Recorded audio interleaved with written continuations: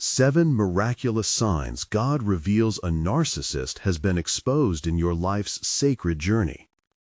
In the 3rd year of Jehoiakim, king of Judah, Jacob was a man of deep faith, living in the green pastures of Canaan, blessed with many sons. Among them, Joseph was born of Rachel, his favored wife, and Jacob's love for Joseph shone as brightly as the sparkling dawn, a robe of many colors adorning him. This splendid garment marked Joseph as the beloved son, sowing seeds of jealousy among his brothers, whose hearts turned bitter against their father's favoritism. As the sun rose over Canaan, Joseph would often find himself daydreaming of greatness, visions filled with sheaves of grain bowing before him, a promise of divine purpose.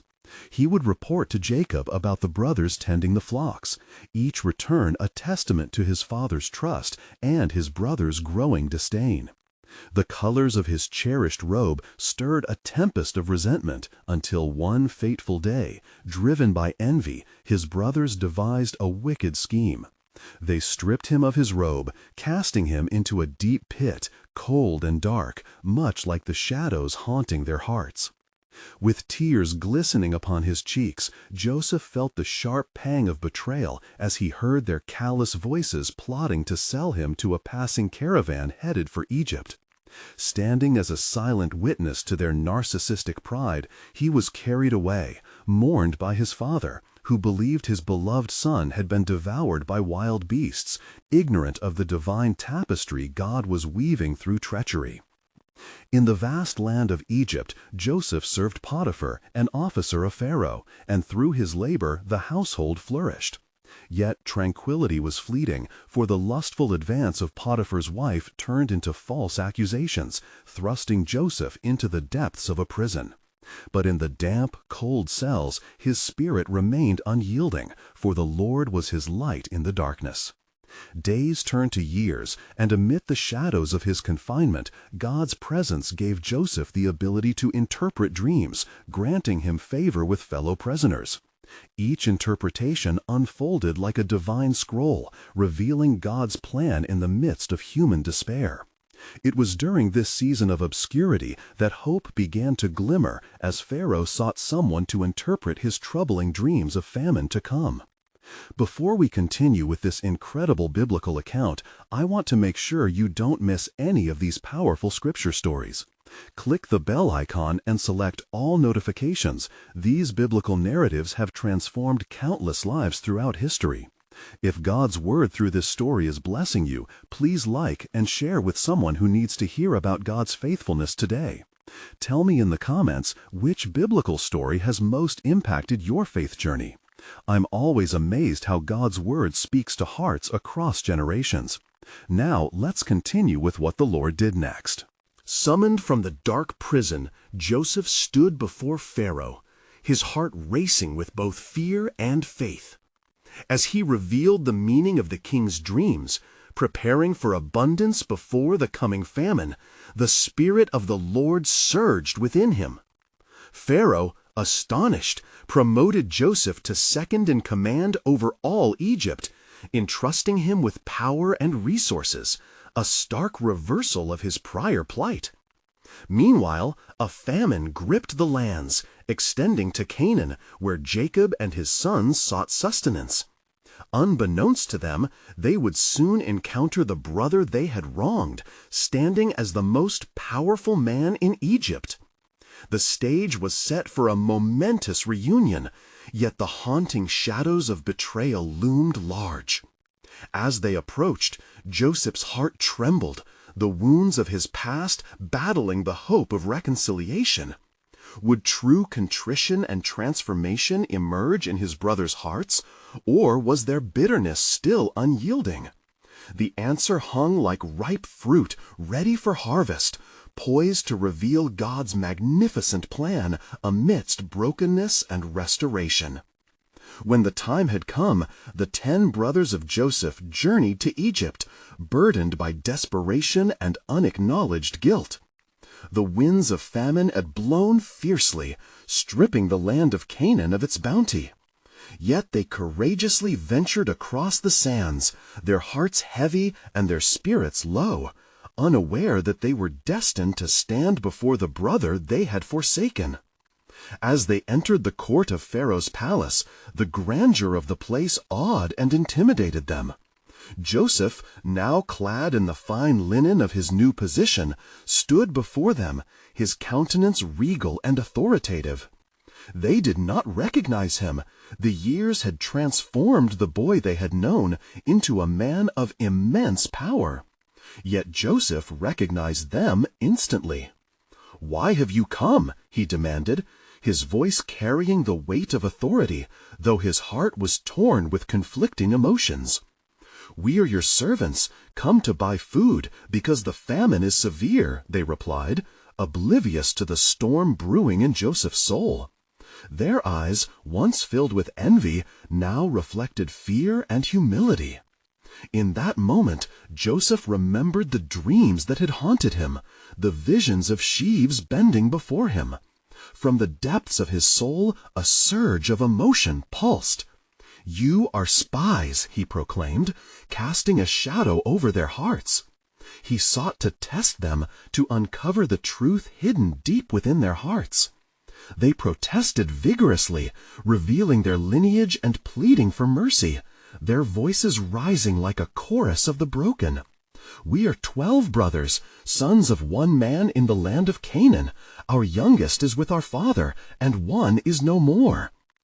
Joseph's heart ached within him as he recalled the long-lost innocence and the love he had for his father and brothers.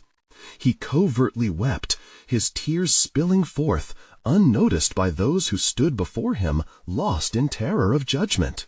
"By Pharaoh's life, you shall not go from this place until your youngest brother comes here," Joseph decreed, intending to see if their hearts had truly changed. He kept Simeon confined, a token of trust placed on their shoulders, and sent them back laden with provisions.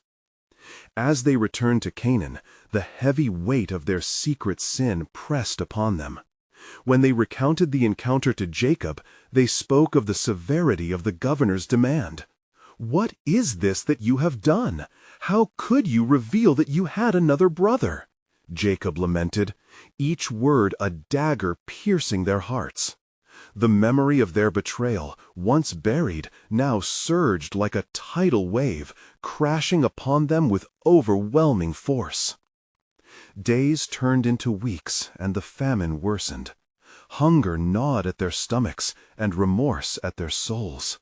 With hushed voices, they confessed among themselves, "We are being punished for what we did to our brother." They stood at a crossroad between shame and redemption. Would they return to Egypt with Benjamin, risking further heartache to face the brother they had wronged? They gathered before their father once more, speaking words laced with desperation, and Jacob's spirit wavered under the weight of loss and fear. Thus the stage was set for a reckoning, the divine plan continuing to unfold, with threads of grace interwoven into the tapestry of their fate. As they prepared for the journey back to Egypt, uncertainty loomed over them. Yet the hand of God was forging a path toward restoration. Little did they know, Joseph stood ready to reveal himself, ready to embrace them or confront the bitterness that had long festered. For in that great orchestration of events, the heart of God pulsed with a promise. The time has come for a revelation, to turn what was meant for evil into good.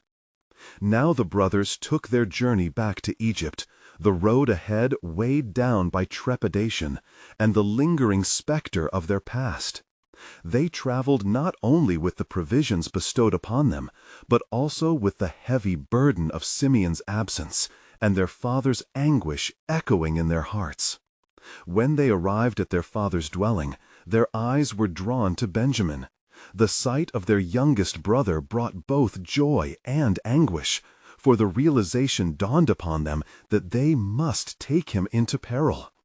"Brothers," Judah spoke, his voice trembling with resolve, "we must return to the man in Egypt.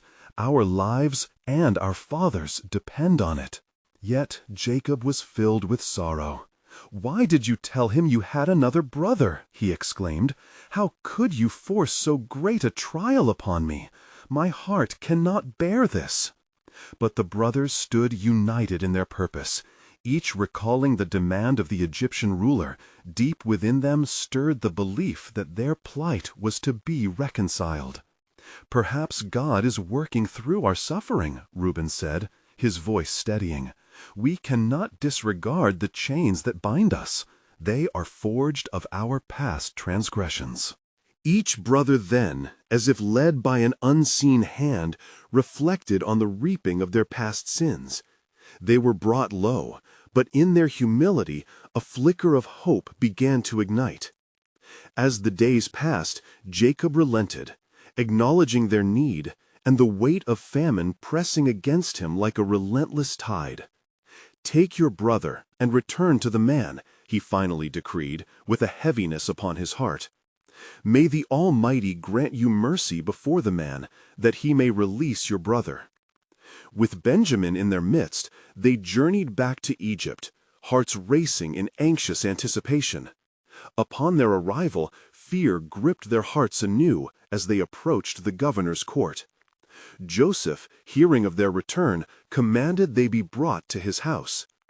The brothers trembled and whispered among themselves, "He will surely seek our lives for the transgressions of the past."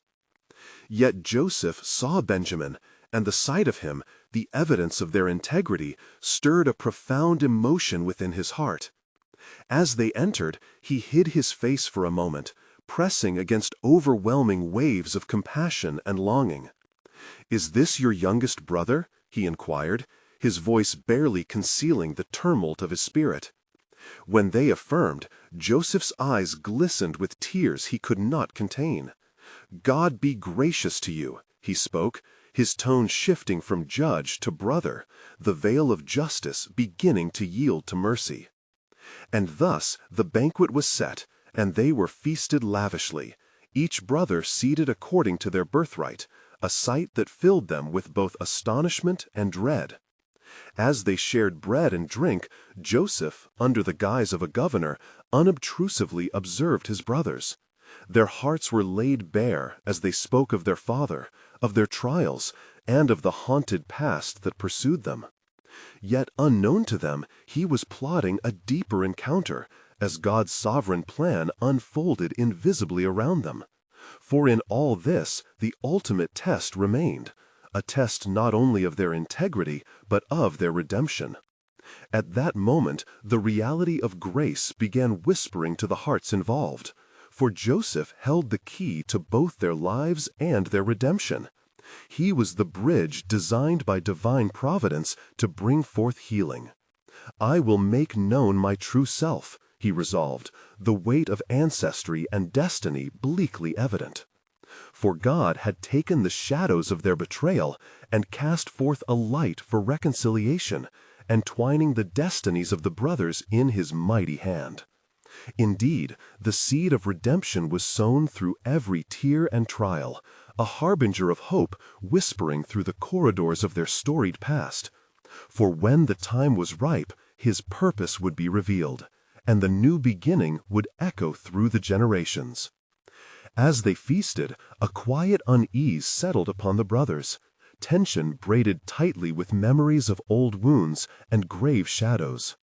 Joseph, with a heart aflame, yet a countenance veiled, glimpsed both their remorse and their desperate need for redemption.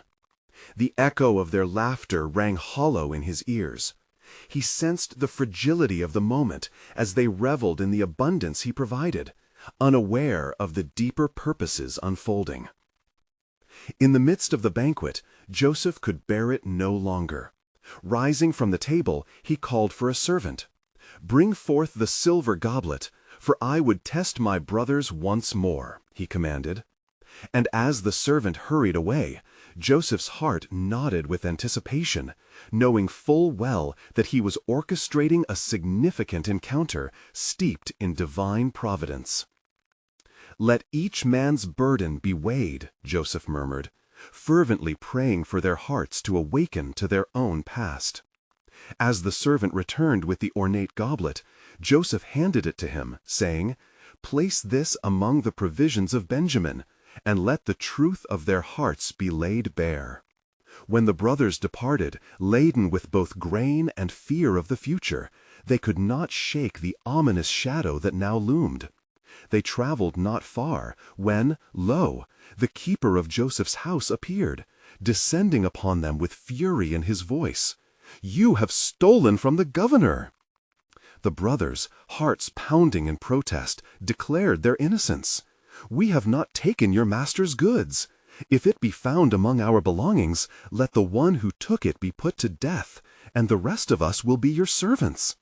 They spoke with fervor, desperately clinging to the threads of honesty they believed bound them.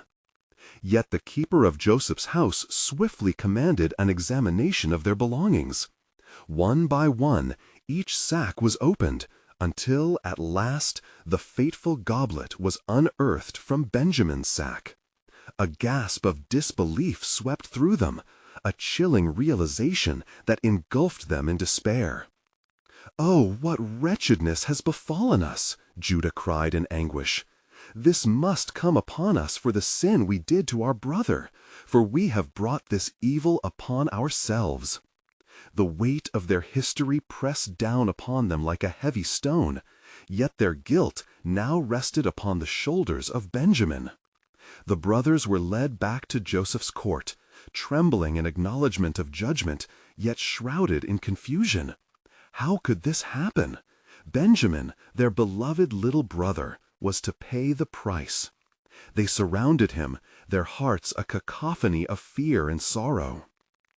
As they stood before Joseph, a man masked in authority, yet clothed in a longing for reconciliation, Joseph could hardly contain the tempest within. In that moment, he saw not traitors, but men bound by their past, desperate for transformation. "Why did you repay evil for good?" he asked, his voice resonant with an uncanny mixture of authority and grace. "God led you here, for I am the brother you sold into slavery, and I too have suffered at the hands of fate. Yet today, even your deepest betrayal can yield the sweetest redemption." The brothers stood frozen, their minds grappling with the enormity of his revelation. The brother they thought they had lost forever now stood before them, but the story of glory still lay ahead, future-hearted, woven in divine intent. For in the heart of this trial, God's sovereign plan was poised to fruition. He had worked through their struggles to bring forth healing, drawing out the truth of their hearts, whispering the promise of redemption, not through judgment, but through love. Thus, the time had come for God's promise to unfurl, the cries for mercy and grace echoing louder than the laughter shared at a hastily forgotten banquet. The hands of providence held the pen of their fate, ready to chart a new course and lead them into the dawn of healing, an invitation into the sacred spaces of forgiveness and restoration. What other hidden truths lie ahead, waiting to be revealed under God's wondrous plan? As the words of revelation hung in the air, the brothers stood astounded, their fears ignited by the weight of Joseph's unmasking. In this instant, the memories of their treachery rose like specters, hovering over them as they bore the guilt of their past. "Is it truly you?" Reuben, the eldest, could barely form the words, his voice trembling. "Have you come to bring our sins before us, to condemn us for what we have done?" Joseph's heart swelled with compassion as he beheld their turmoil. He stepped forward, his voice tender yet firm, echoing the ancient truths of the Lord. "Do not fear, for what you intended for evil, God has turned to good, to preserve many lives. It was for this reason that I was sent ahead of you." The air thickened with the presence of divine purpose, as Joseph recalled the dreams that foretold of the fate awaiting them. "I have seen the hand of God in my suffering, a sovereign thread weaving through our lives. Through famine and trial, He orchestrated our paths together. Joseph's emotional wave poured forth, and he could no longer contain the tears that streamed down his face. "I am your brother Joseph, yet more importantly, I am a vessel of God's grace. Come closer, and let me show you that love can conquer even the deepest betrayal." At his words, the brothers, overwhelmed by the manifestation of both relief and shame, rushed to him, their hearts surging with a desperate longing for forgiveness. "Joseph, forgive us," Judah cried out, collapsing at his feet. "We are the ones in need of mercy, not vengeance." Joseph knelt beside his brothers, embodying the love of their father, embracing the power of redemptive love. "God has ordained my suffering for a season, but He has brought you here, yes, even through your darkest actions, to extend to you the grace you so desperately seek." As they embraced, a murmur of hope escaped from their lips. In that moment, the turbulent waves of their past began to calm, washing ashore the tender seeds of reconciliation. God's covenant threaded through the fabric of their reunion, overshadowing the years lost in darkness with a tapestry of light. "Go quickly to my father Jacob," Joseph commanded, resolutely. "Tell him of my glory here in Egypt, of how God has prospered me, and that He has preserved us all. Bring him here, for I wish to lay my eyes upon him once more." The brothers nodded, their faces alight with a renewed purpose. They departed swiftly, each step weighted with an unburdening spirit as they carried forth the message of hope, of transformation. As they journeyed back to their father, word spread among the people of Egypt of the great governor's compassion for his family. Many marveled at the story of grace, unaware of the unfolding plans of heaven. Meanwhile, Joseph remained, sustained by the resolve that sparked a vision deep within him. Even as he stood tall in authority, he was keenly aware that God's workings were not yet complete. In the quiet of his heart, Joseph discerned a truth. They were not merely called to reunite, but to unfold the greater purpose God assigned to their heritage. For through his brothers, a nation would spring forth, destined to bear witness to divine mercy. And so, as the sun began to set, a holy whisper flickered in the midst of joy and reconciliation, beckoning to Joseph. What greater mission awaits those willing to forgive, those who trust in my plan? The answer loomed over the horizon, like a divine mystery waiting to encapsulate all within the sovereign embrace of God's tapestry. As the brothers traveled along the dusty road toward Canaan, excitement and trepidation mingled within them, a potent brew of emotions fueled by the knowledge of their brother's survival. The weight of their past loomed overhead, yet the glow of reconciliation shined brighter than ever. Reuben, his voice trembling with urgency, broke the silence between them. "What shall we tell our father? How shall we explain the turn of events? He has mourned for Joseph all these years, believing him dead." Judah, filled with conviction, replied, "We shall tell him the truth of our brother's grace, how God has favored him. Let our father see the hand of the Lord upon Joseph, how he has turned our darkest hour into a season of blessing." In deep agreement, the brothers resolved to convey every word spoken by Joseph, laden with the promise of restoration and the fulfillment of dreams that extended beyond their understanding. Each brother's heart beat in cadence with the unfolding of a divine plan, stirring within them an expectation that they could hardly contain. Meanwhile, as the brothers approached their homeland, Jacob remained in his tent, consumed by sorrow and aged wounds. The light of the morning sun illuminated his weary face as he sat recalling the distant laughter of his beloved son. His heart, heavy with loss, longed for the comfort of hope. Suddenly, from the far horizon, dust raised in spirals began to shimmer in the light, drawing Jacob's attention. As the figures grew clearer, recognition sparked. His sons were returning. But even from afar, the expressions on their faces hinted at a revelation that surpassed any earthly joy. As they entered the tent, a hush fell over the family. Joseph's brothers looked upon their father with tears brimming in their eyes. "Father, we bring news that will change the course of our lives." "Speak, my sons, have you found my beloved Joseph?" Jacob's heart raced, both pained and hopeful, his breath catching as the moment unfurled. With trembling voice, Joseph's brothers recounted the tale, painting a vivid picture of divine orchestrations. How Joseph had risen to power in Egypt, how he had shown mercy in the face of betrayal, and how, through famine, God had led them back to him. They spoke of the hopes Joseph held and the invitation he extended for their return. Overcome by disbelief, Jacob's heart wavered. "Is it true? Could my son, who was lost, be alive?" His spirit wrestled between doubt and anticipation, until finally the brothers presented to him the gifts Joseph had sent: wagons laden with provisions, beautiful garments, and the promise of a new life. And as the truth settled in the tent of Jacob, a divine assurance filled his heart. "I will go to see my son before I die," he declared, feeling a surge of life returning within him. The family prepared for the journey to Egypt, uniting their hearts with a fervent hope. And as night fell, the stars shone brightly overhead, each one twinkling with the narratives of a covenant woven through generations. In the silence of their camp, the echoes of prayer rose to the heavens, a heartfelt acknowledgment of God's faithfulness.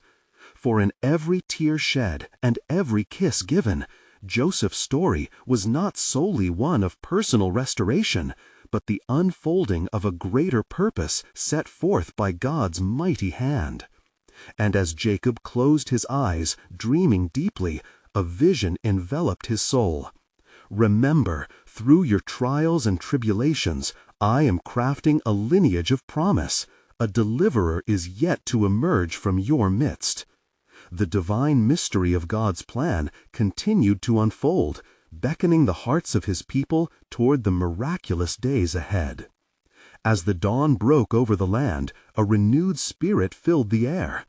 Jacob, with his sons by his side, took the first steps toward the fulfillment of a long-awaited reunion. With each mile forward, the past tugged at his heart, yet the promise of Joseph's embrace ignited his steps. The wagons laden with gifts from Egypt creaked softly under the weight of hope restored. With every passing hour, Jacob's anticipation grew. He spoke fervently of his son, recounting the dreams that once stirred within Joseph, dreams that had seemingly vanished like the morning mist. Would he remember the dreams? Jacob wondered aloud. Would he see in me the father he had lost? As they drew nearer to the borders of Egypt, the seasoned land of prosperity loomed before them. Jacob's heart raced, entwined with memories. Joseph's coat, the way he had danced about the tent, full of youthful dreams. Would he find the same joy in the son returned? Would the years of silence between them melt away like snow in the sun?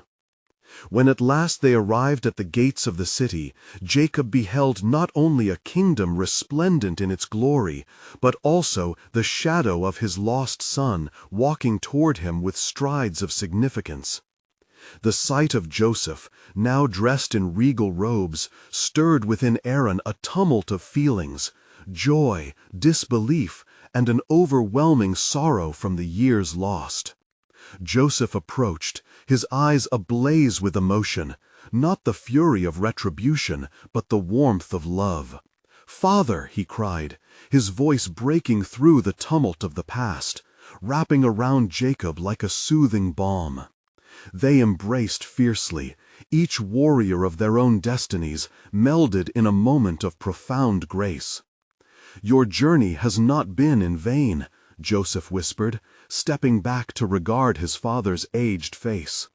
"The Lord has brought us together, not just for our union, but for the purpose He has woven through our lives. There are many who will come to know the Lord through our story." Jacob, still breathless with emotion, gazed into Joseph's eyes, now filled with the wisdom of trials endured. "What is this purpose you speak of, my son?" he prompted, curiosity lacing his voice. "God's plan reaches beyond our understanding," Joseph responded. "Through the pit and the prison, I have learned that his ways are higher. Even now, fences of famine spread far beyond this land, yet through this we shall be a source of strength." With the promise of a future shining brightly, they journeyed back to Joseph's home, encountering all that Egypt had to offer. Yet, amidst the feasting and celebration, Jacob found the bubbling tension of divine mysteries stirring within him. Each dish of abundance acted as a reminder that the hand of God was leading them, crafting them into a nation of hope. One evening, as they gathered under the vast expanse of the night sky, Joseph shared a dream he had that echoed Jacob's own prophetic visions. "Behold, the sun, the moon, and 11 stars were bowing down to me," he recounted, the glimmer of divine mystery reflected in his eyes. "It seems I was not merely graced to lead Egypt, but to bring our family into the very heart of what God desires," Joseph continued, the energy of revelation bright in his voice. And as they sat wrapped in the warmth of their reunion, a sense of invigorating purpose overflowed the heart of Jacob. Verily, God has set in motion a plan through suffering that none could foresee. At that moment, a holy silence enveloped them, punctuated only by the flickering flames of their fire. Above, the stars twinkled with the weight of prophecy, whispering of a lineage marked by struggles, yet destined for greatness. "For the Spirit of the Lord speaks through dreams," Joseph murmured. "A deliverer yet comes, as his life shall spark hope for generations."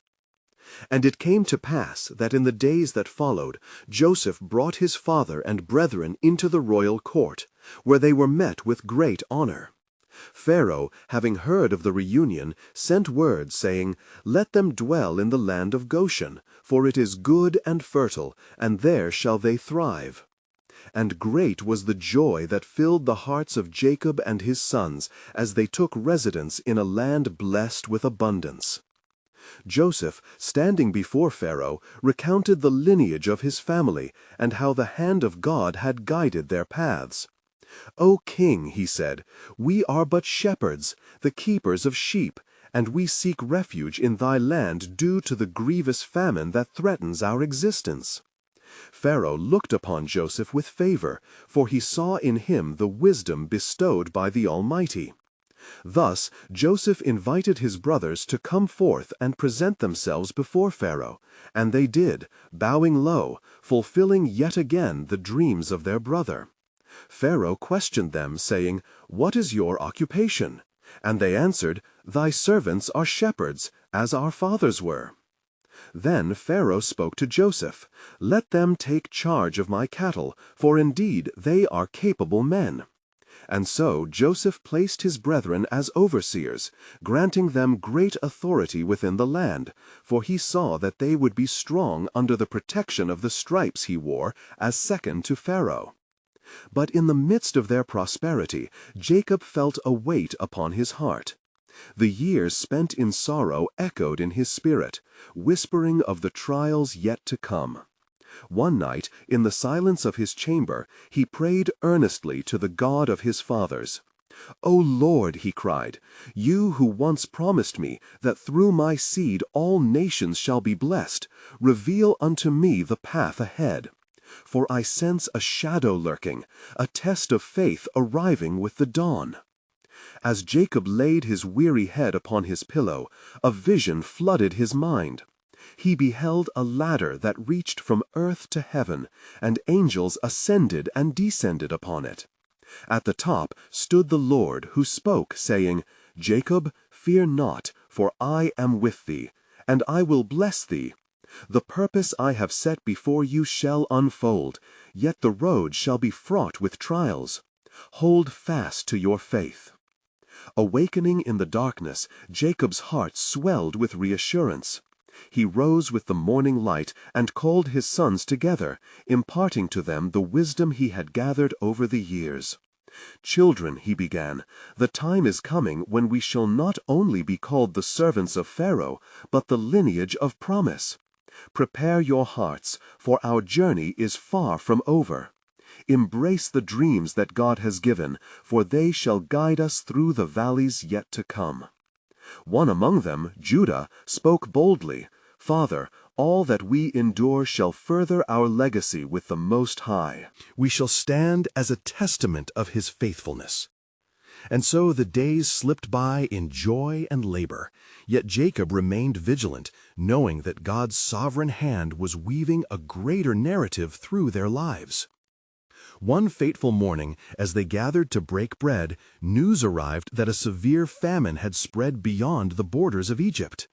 It caused worry to ripple through the families of Canaan, and Jacob sensed that a greater trial was on the horizon. "Indeed, the time has come for us to venture into the unknown," he proclaimed. "We must go to the land from where we came, for in our reaching back may lie our salvation." At that moment, Joseph, wise and discerning, perceived the urgency of their circumstances and sought the Lord in fervent prayer. "Father," he whispered in the stillness of his heart, "reveal the steps I must take to fulfill your divine plan."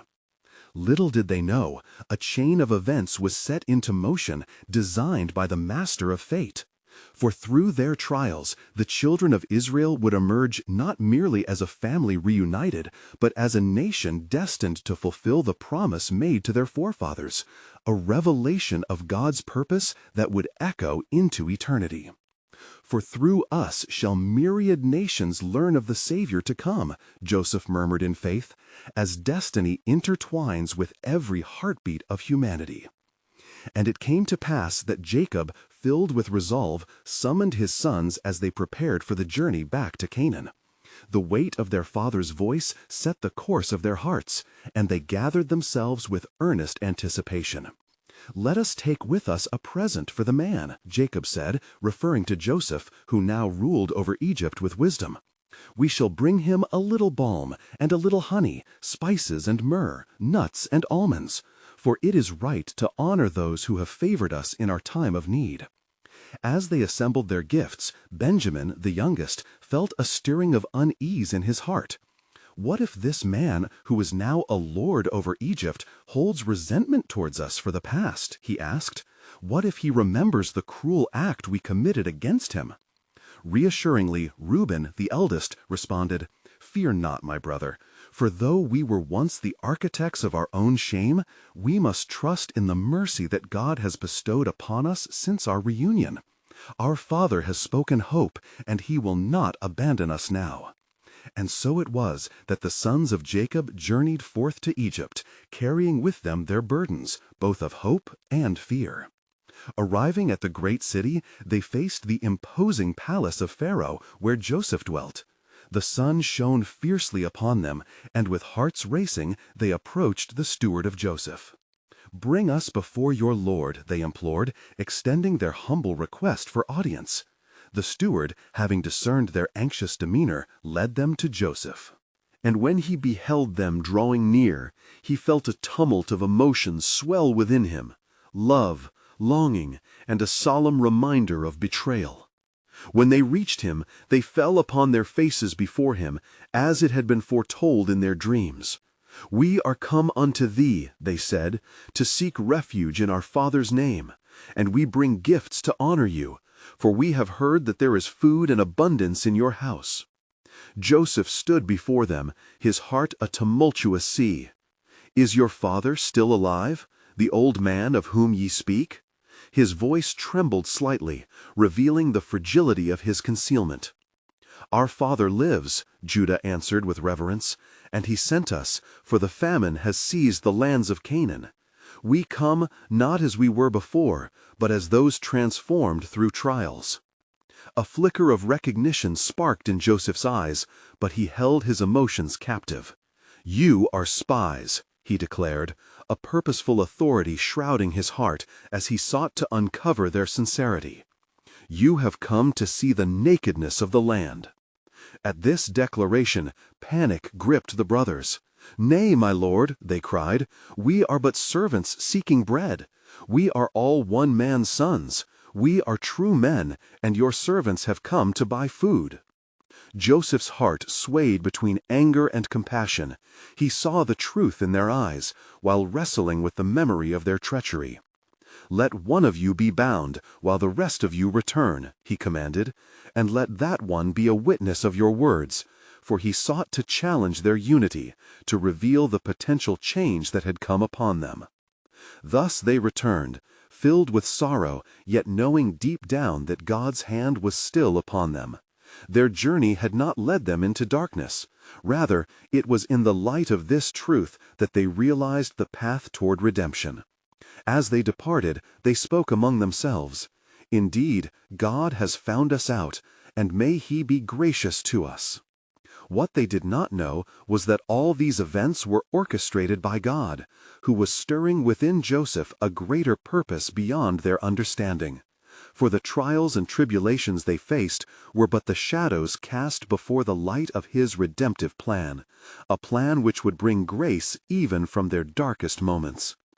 "Behold," Jacob said upon hearing their accounts, "this is the Lord's doing, and it is marvelous in our eyes.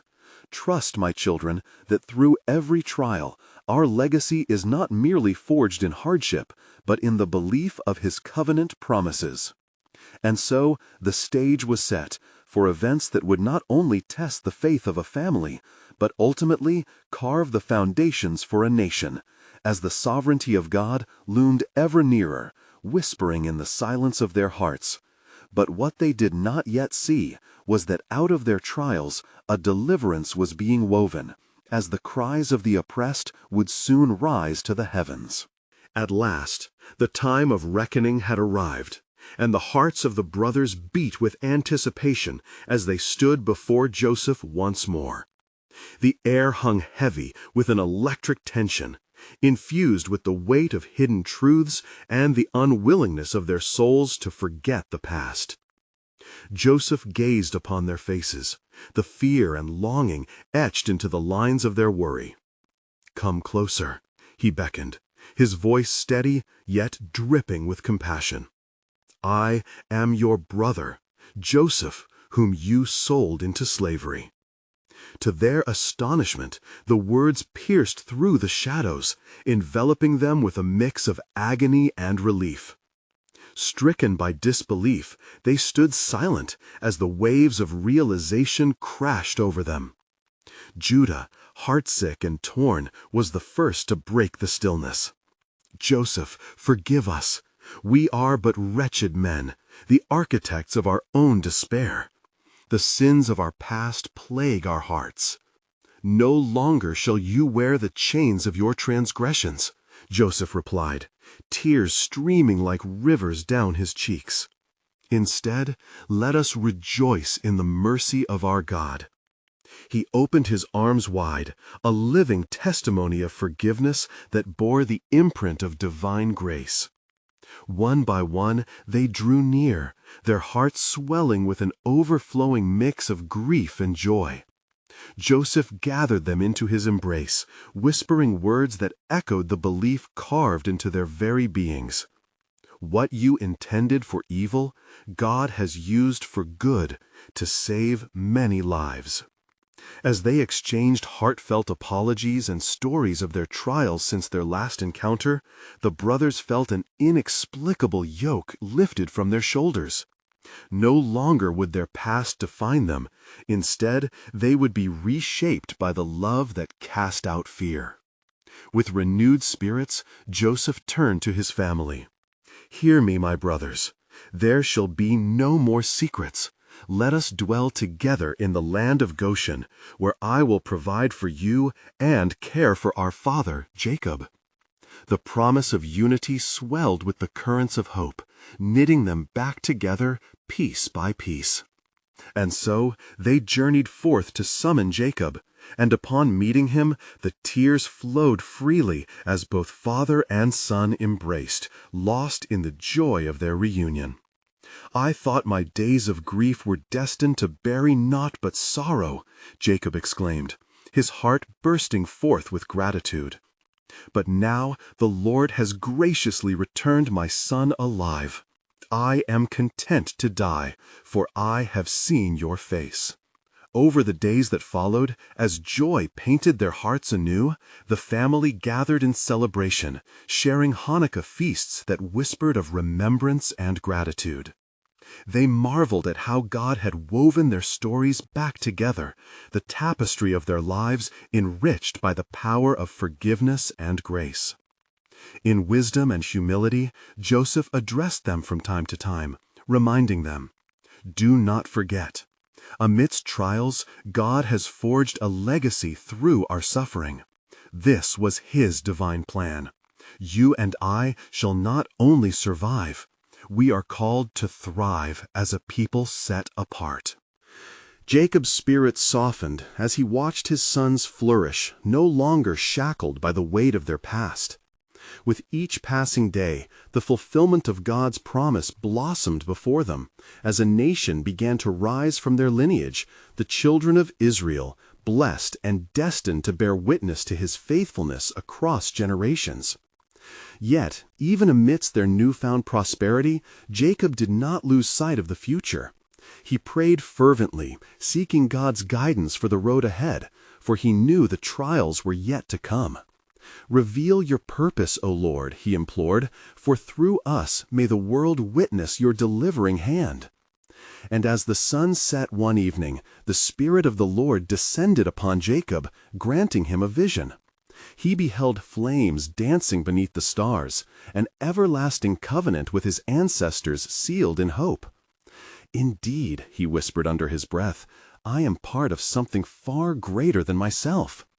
And thus the hand of God rested upon Jacob and his family, preparing them for the trials that would lead to their deliverance from bondage. For what they may not yet understand was that through the sufferings of one, an entire nation would be born out of trials, reclaiming their identity and purpose as the chosen people of God. Return not in fear, but camp at His feet, and let every story, every wound stitched with grace, usher in the dawn of divine purpose. For the Lord has begun to write their next chapter, a promise echoing through the ages, where the story of a redeemed people would rise into the annals of history. Dear beloved, as you reflect on this sacred narrative woven through betrayal and restoration, I implore you, now is the moment to embrace God's call to transform your life. Subscribe immediately to our channel to not miss the next powerful biblical stories that will ignite your faith. Leave a like now to help spread God's word through the algorithm so others may also find hope and healing in the truth of the gospel. Comment below with your spiritual reflections, sharing how this biblical story has impacted your journey of faith. And don't wait even one more second to share this video with at least 5 friends who need to hear God's truth and restoration. We are called to support and uplift one another. This is the moment to help spread biblical truth and the love of Christ.